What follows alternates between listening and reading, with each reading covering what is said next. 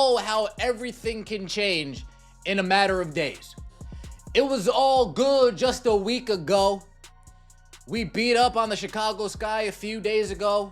35-point victory. Caitlin Clark triple-double. Indiana Fever riding high. Indiana Fever fans riding high. Caitlin Clark supporters riding high. And then, of course, the dweebs do what the dweebs do. They make up nonsense. They make up lies. And the WNBA validate the lies. The WNBA validates the nonsense. The WNBA validates non-truths. The Indiana Fever have dropped the niceties and are now threatening to boycott the entire WNBA, claiming they've been fed outright lies. Not whispers, not rumors, but bold-faced deception. The twist? No one's revealing exactly what those lies are. Suspicious? Definitely. Behind-the-scenes tensions and hidden agendas suggest the Fever are sitting on something big, something the rest of the league may be desperate to keep under wraps. Is this a bold power play, or the spark that ignites a league-shaking scandal? Stay tuned. This story is just heating up. Unbelievable. Absolutely unbelievable. This dump, this turd of turds known as the WNBA, this damn league can't get the hell out of their own way. They don't get it. They just don't get it. The diva of dump divas, Kat Engelbert, she does not understand how fragile this fan base is. And by fragile, I'm referring to their level of loyalty to pretend basketball, which in this case doesn't exist. Buckle up, because if you thought WNBA drama started and ended on the hardwood, think again. This is messier than your last breakup text. Here's the sizzling scoop both on and off the court. The Indiana Fever, fronted by the electrifying, unstoppable Caitlin Clark, have become the league's ultimate moneymaker. She's the golden ticket, the headline act, the fan magnet every exec dreams of. Ticket prices? Sky high. Arenas? Packed. New fans? Tuning in by the thousands. No question, the Fever are turning up the heat and delivering the kind of buzz the WNBA's been hungry for.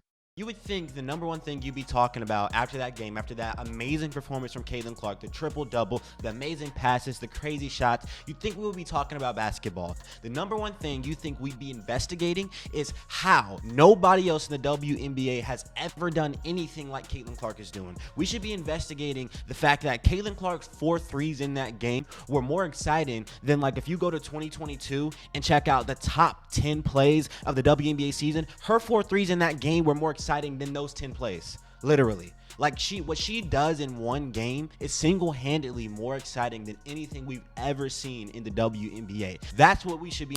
And yet, the league and its diehard fan base are treating the Fever like they're the bad apples spoiling the bunch. Why? All because Fever fans got a little too fired up after Caitlin Clark had the audacity to lay down a strong, clean challenge on Angel Reese. Suddenly, passion is a problem, and Clark's confidence painted as arrogance. This is what started all of this. It's a flagrant, and then Chicago will maintain the basketball. Reese misses. Okay, that was it. That noise you heard right there that sounds a little bit like a dolphin was actually a YouTuber called Flight Reacts. A laugh. All right, a laugh that it's my understanding actually gets played during NBA games too. That's what it's all about, because they tried to say that sounded like a monkey. Let's rewind this like it's straight out of a reality show.